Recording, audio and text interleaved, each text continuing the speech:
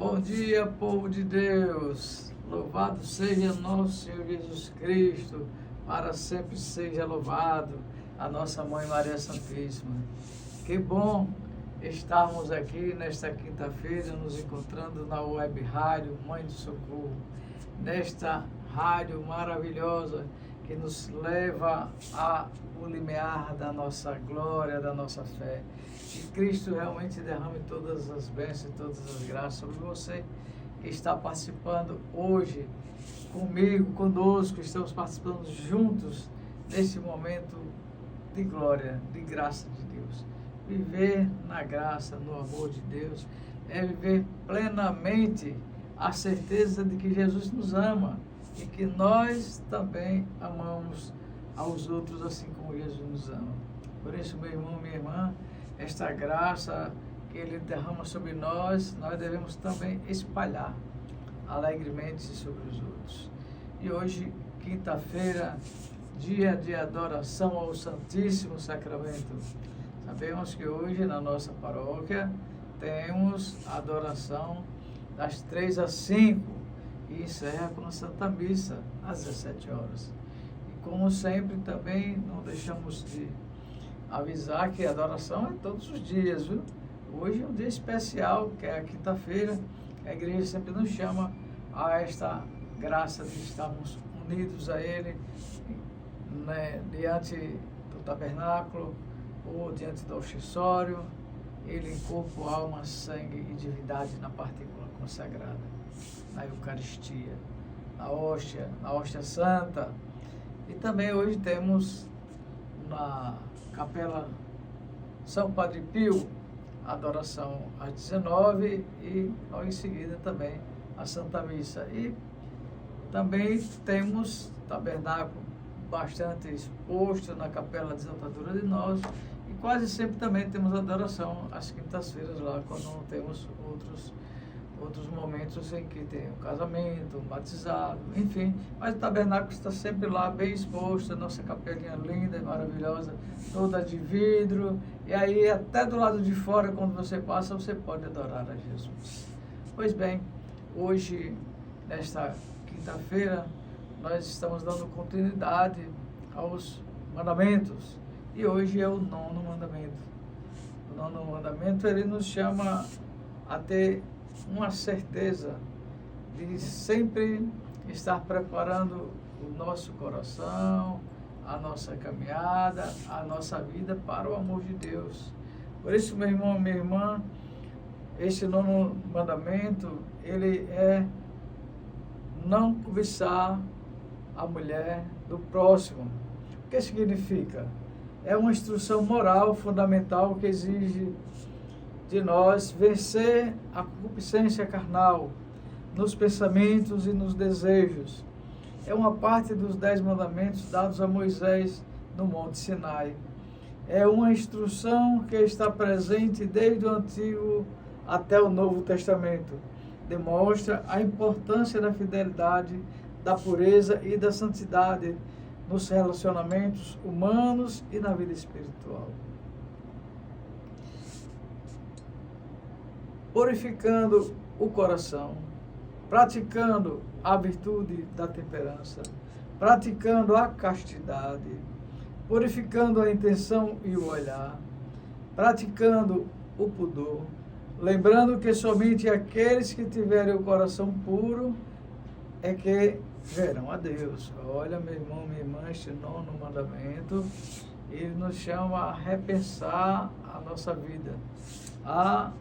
Todos nós temos realmente a certeza de que amar ao próximo não é desejar outra coisa do próximo, é amar ao próximo como amamos a Deus, como Ele nos chama a amar no matrimônio. No Evangelho de Mateus, Jesus diz: ouviste o que foi dito, não cometerás adultério.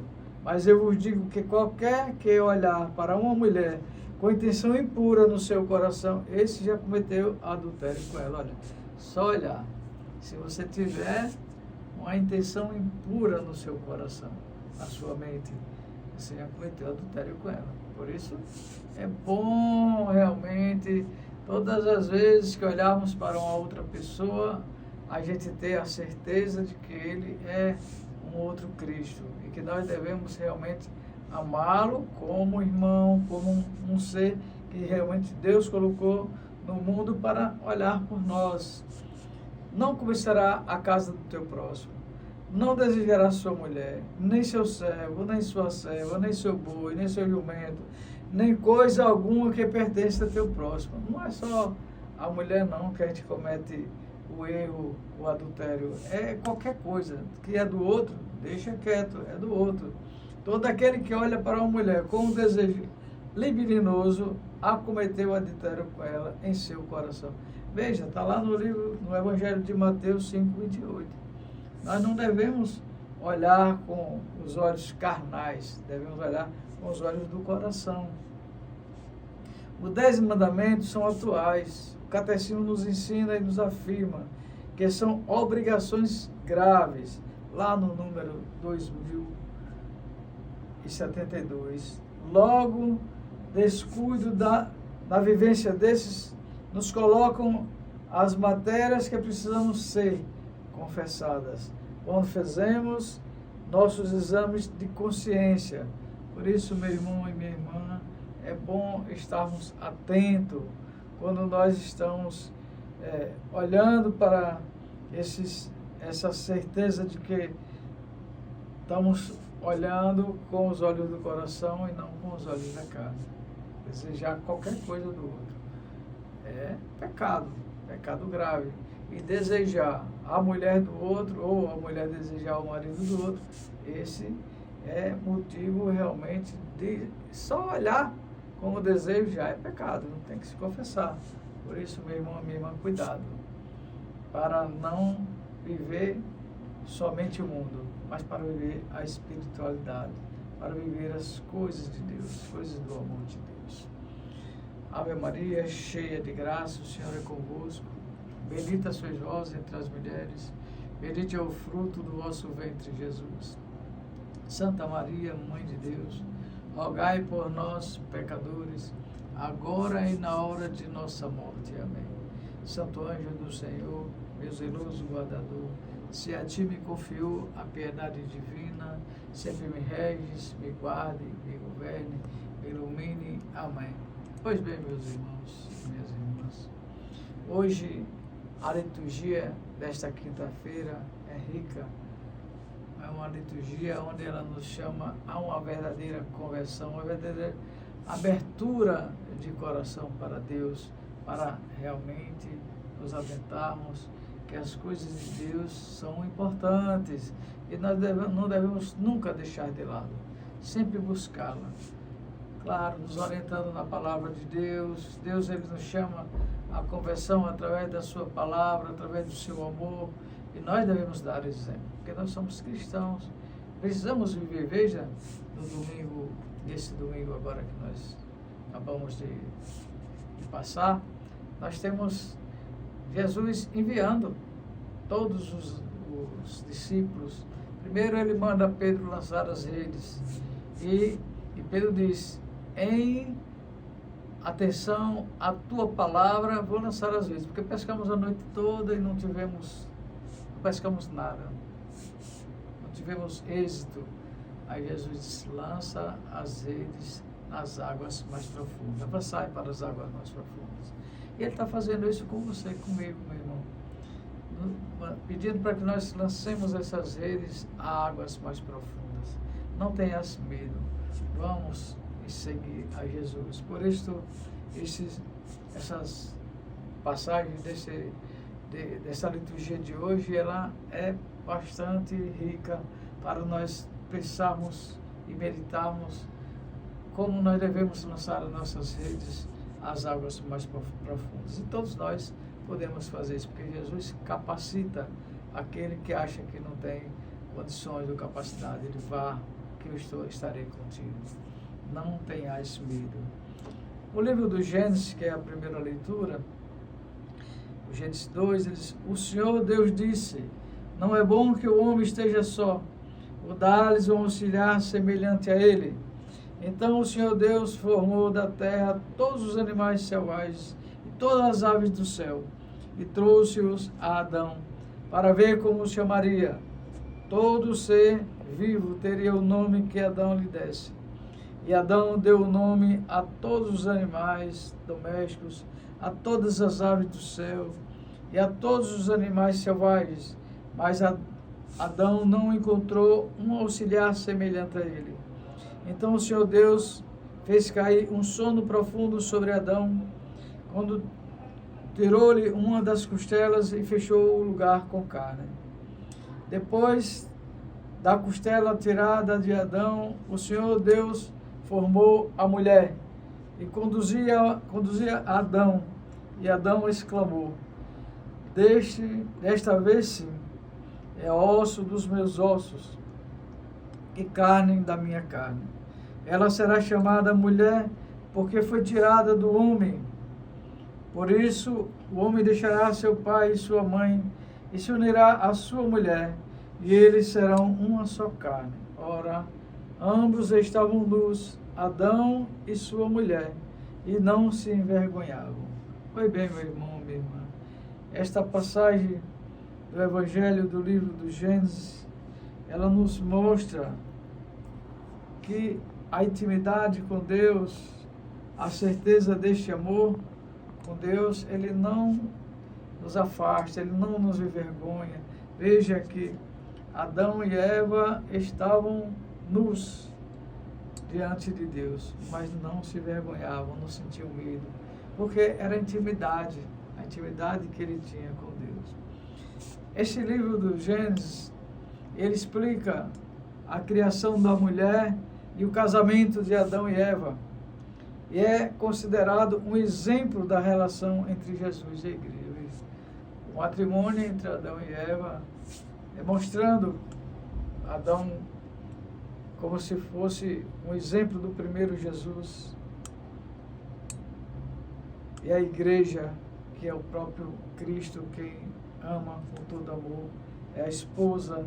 A passagem mostra que Deus criou o homem e a mulher para se completarem, e o que é o amor entre eles é o sinal da presença divina, da presença de Deus. E hoje também, meu irmão e minha irmã, quando nós nos damos em casamento, no matrimônio, Deus está presente, a presença de Deus divina entre o casal.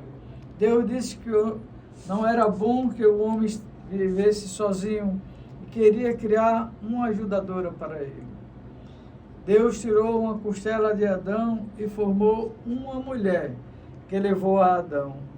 E Adão disse que a mulher era carne de sua carne e ossos dos seus ossos. Então, meu irmão e minha irmã, esta criação que Deus fez para que ajudasse, para que fosse, como em Mateus ele vai nos mostrar, como se fosse um só ser, uma só carne, um só espírito. Deus deu ordem a Adão e a Eva para não comerem do fruto da árvore do conhecimento do bem e do mal. Adão e Eva se casaram e se tornaram uma só pessoa, uma só carne, um só espírito. A relação entre Adão e Eva é um exemplo da relação entre Jesus e a sua igreja. Adão é um símbolo de Cristo e a forma como Adão deveria amar a sua esposa é um símbolo do amor, assim como Cristo ama a sua igreja. Veja, meu irmão, minha irmã, este livro do Gênesis, ele vem nos relatando a relação do homem e da mulher e da relação de Deus com a humanidade. Adão dá nome aos animais, em toda a Bíblia nos mostra. Dá nome às coisas, pessoas, lugares, e na Bíblia isso tem um sentido. Muitas vezes está ligado a bênçãos.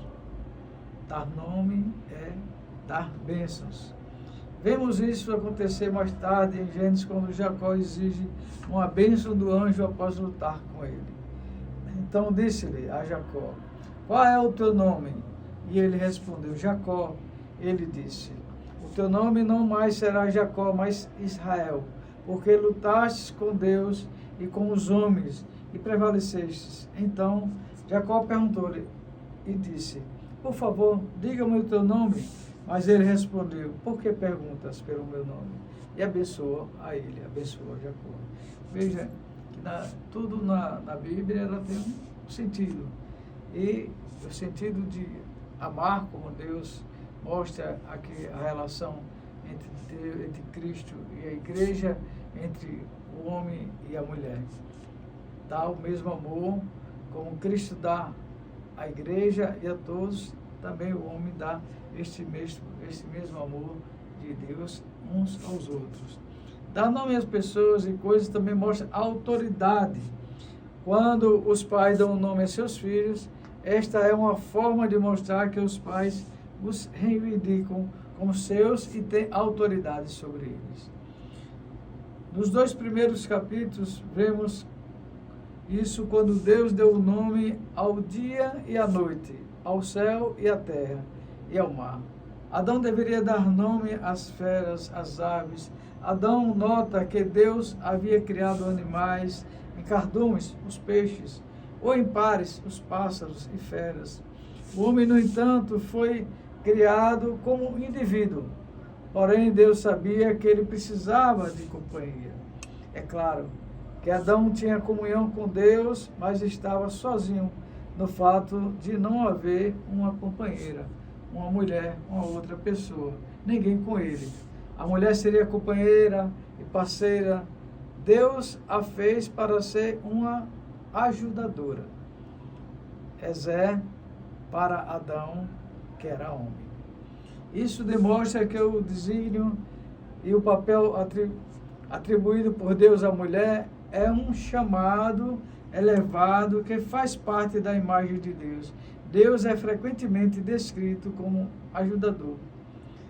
Lá no livro de Oséias 13:9, na maioria das vezes, quando Ezé é usado no Antigo Testamento, temos referência ao caráter de Deus. Portanto, rebaixar as mulheres em seu desígnio natural é diminuir a presença de Deus. Então, meu irmão e minha irmã, cuidado quando você for ter uma divergência de opinião com as mulheres, para não agravar, nem o homem agravar a mulher, nem a mulher agravar o homem, porque é a presença de Deus vivo, é a presença de Deus nas pessoas, naquela criação tão amorosa que Ele fez.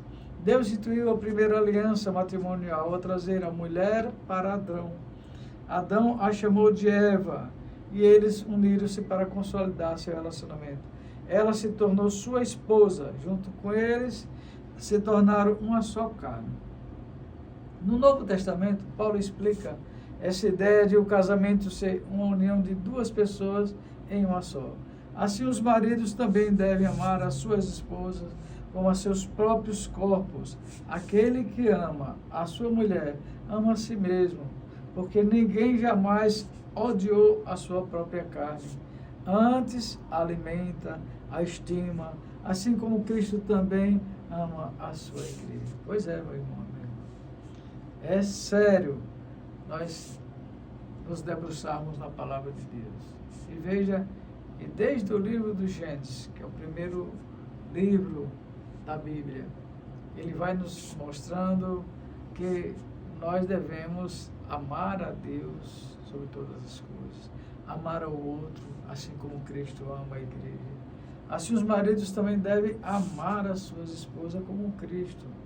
Como vemos que lá na passagem de Efésios, em relação a Adão e Eva, que foi um exemplo da relação entre Jesus e a igreja. O primeiro Adão é um símbolo do segundo Adão, que é Cristo. E a maneira como Adão deveria amar a sua esposa era um símbolo do amor de Deus, do amor de Cristo à sua igreja e ao povo.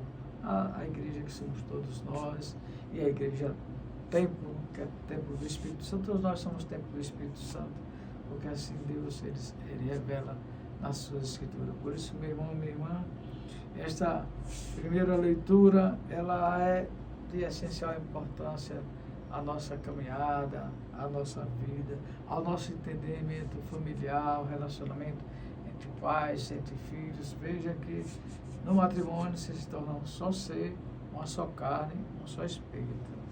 Pai nosso que estás nos céus, santificado seja o vosso nome. Venha a nós o vosso reino, seja feita a vossa vontade, assim na terra como no céu. O pão nosso de cada dia nos dai hoje, perdoai as nossas ofensas, assim como nós perdoamos a quem nos tem ofendido, e não nos deixeis cair em tentação, mas livrai-nos do mal. E o Salmo é o Salmo 127, 127/128. Felizes todos os que respeitam o Senhor. Feliz és tu se temes o Senhor e trilhas seus caminhos. Do trabalho de tuas mãos há de viver, serás feliz, tudo irá bem. A tua esposa é uma videira bem fecunda no coração da tua casa. Os teus filhos são rebentos de oliveira ao redor de tua mesa. Será assim abençoado todo homem que teme o Senhor. O Senhor te abençoe de Sião cada dia de tua vida. Veja, o Senhor te abençoe de Sião cada dia da tua vida. Pois bem, meus irmãos e minhas irmãs, este salmo ele é também de uma essencial importância para a nossa vida, para a nossa vivência. Nos fala de Deus, do amor de Deus. Ele nos diz que associar-se à videira, a felicidade é o temor do Senhor e a caminhada em seus caminhos. Felizes os que temem o Senhor e trilham seus caminhos. Ele também fala sobre a importância de dar valor à família e de seguir a Jesus. Teus filhos são rebentos de oliveira, ao redor de tua mesa. Enfim, Deus ele nos dá essa graça, essa sabedoria. E esse salmo ele vem nos mostrando, nos respondendo à primeira leitura, que é do livro do Gênesis, que fala sobre o matrimônio, sobre Adão, sobre a família. A felicidade está em viver com integridade, trabalhar com honestidade, ter uma família harmoniosa. Deus promete a alegria, paz e felicidade aos que se arrependem dos seus pecados. A prosperidade e a felicidade da família vem para aqueles que temem e andam em seus caminhos. A fidelidade ao serviço ao Senhor foi apresentada como o caminho que leva à prosperidade em todos os relacionamentos. A integridade, trabalhar honestamente, ter uma família harmoniosa. Deus promete a alegria e a felicidade. Todos que se arrependem, Deus promete isso. A prosperidade, a felicidade da família, vem para todos aqueles que temem o Senhor. A fidelidade ao serviço ao Senhor, ela foi apresentada também pelo caminho que leva à prosperidade. Construir uma família estruturada na palavra de Deus, orar e interceder pela sua família continuamente. Veja que esse salmo ele é muito rico, nos mostrando esse caminhar para a felicidade e os caminhos do Senhor. Ele destaca que a obediência e a devoção a Deus resultam em uma vida plena, onde o trabalho é recompensado, a família floresce e a paz prevalece. É fruto da graça e do amor de Deus. Ele nos diz também que de Sião o Senhor te abençoará, verás a prosperidade de Jerusalém por todos os dias da tua vida, e verás os filhos de teus filhos, a paz seja sobre Israel. Fala sobre a bênção para a família que teme a Deus. Deus, através da sua palavra, nos deixa bem claro como viver em família, sua vontade e ver toda a família edificada, estruturada e sendo um canal de bênção para a igreja e toda a sociedade. Veja que o Senhor, ele nos mostra que trabalhar de acordo com os caminhos dele, nesse salmo respondendo à primeira leitura, nos mostra o casamento, nos mostra a família, nos mostra a sinceridade de caminhar com Deus. Creio em Deus Pai Todo-Poderoso, Criador do céu e da terra, e em Jesus Cristo, seu único Filho, nosso Senhor, que foi concebido pelo poder do Espírito Santo, nasceu da Virgem Maria, padeceu sob Pôncio Pilatos, foi crucificado, morto, sepultado, desceu à mansão dos mortos, ressuscitou o terceiro dia, subiu aos céus, está sentado à direita de Deus Pai Todo-Poderoso, de onde há de vir a julgar os vivos e os mortos. Creio no Espírito Santo, na Santa Igreja Católica, na comunhão dos santos, na remissão dos pecados, na ressurreição da carne, na vida eterna. Amém. O Senhor esteja convosco, Ele está no meio de nós. Proclamação do Evangelho de Jesus Cristo, segundo Marcos. Glórias a vós, Senhor. Naquele tempo, Jesus saiu dali e foi para a região de Tiró e Sidônia. Entrou numa casa e não queria que ninguém soubesse onde ela estava. Mas não conseguiu ficar escondido. Uma mulher que tinha uma filha com um espírito impuro ouviu falar de Jesus e foi até ele, e caiu a seus pés. A mulher era pagã, nascida na Fenícia, da Síria. Ela suplicou a Jesus que expulsasse de sua filha o demônio. Jesus disse: deixa primeiro que os filhos fiquem saciados, porque não está certo tirar o pão dos filhos e jogá-los aos cachorrinhos. A mulher respondeu: é verdade, Senhor, mas também os cachorrinhos debaixo da mesa comem as migalhas que as crianças deixam cair. Então Jesus disse: por causa do que acabaste de dizer, podes voltar para casa. O demônio já saiu de tua filha. Ela voltou para casa e encontrou sua filha deitada na cama, pois o demônio já havia saído dela. Pois bem, meus irmãos e minhas irmãs, Jesus, quando Ele chama a conversão verdadeira, não importa de onde você venha, não importa qual a sua capacidade de entender, Ele quer sim que você esteja sempre com Ele, que você deixe derramar sobre si as bênçãos e as graças que Ele mesmo derrama. Porque Marcos, quando ele nos fala deste evangelho, dessa mulher cananeia, da filha que estava com o demônio, ele nos lembra que nós devemos também nos encontrar com Jesus em qualquer situação, em qualquer maneira, de qualquer jeito. Ela, mesmo sendo uma cananeia, sendo uma pessoa que não era do convívio, mas ela foi lá, acreditou, teve fé, ajoelhou-se, jogou-se aos pés de Jesus. Lemos o lindo encontro de fé entre a mulher Sírio-Fenícia e Jesus. Sem dúvida, Jesus é a pessoa mais amorosa. Ele é alguém que genuinamente se preocupa com as pessoas e ama aqueles de quem ninguém mais cuidou. Mas Jesus, nesse texto, parece ser até indiferente. A mulher era grega, sírio-fenícia, de nascimento. Isto não significa que era etnicamente grega, pois se trata de um termo genérico para definir um não-judeu. Sugere também alguém que assimilou a cultura e a língua dos gregos. Pois bem, meu irmão, não importa a língua, não importa de onde veio, vai a Jesus e Ele dá a cura, Ele dá a graça. No Novo Testamento, em Mateus, uma mulher pede a Jesus que cure a sua filha, endemoniada, e Jesus diz: não se tira dos filhos o pão para dar aos cachorrinhos. Como entender esta passagem em seu ministério? Jesus não se limitou a trabalhar pela salvação dos judeus apenas, mas por todos.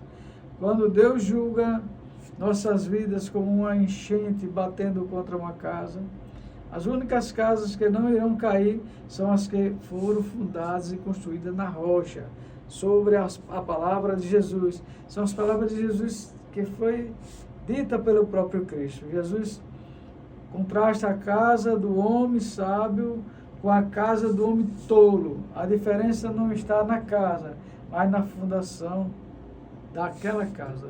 Como ela foi fundada. Qual o critério que foi levado para que tivesse esse encontro com Deus. Se arrependeu, acreditou, foi até o Senhor e Ele deu a graça desse encontro amoroso de Jesus com esta Canané, quando ela ajoelhou-se, pediu com fé. Ele conversou com ela, fez algumas indagações, mas ele disse: a tua fé te curou, vai que tua filha já está curada. Quando ela disse: Senhor, os cachorrinhos comem as migalhas que as crianças deixam cair.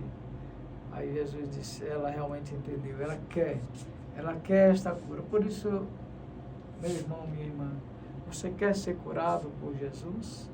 Você acredita que Jesus, ele está olhando para você mesmo com a sua fraqueza, com a sua falta, às vezes, de intimidade para com Deus? Pois pode ter certeza, se tiver fé, acreditar, ele te cura de tudo, tanto material como espiritual, do corpo e da alma, cura por completo. Que Deus abençoe você. O Senhor esteja convosco, Ele está no meio de nós. Que desça a bênção do Deus rico e misericórdia, o Pai, o Filho e o Espírito Santo. Amém. Fica em paz.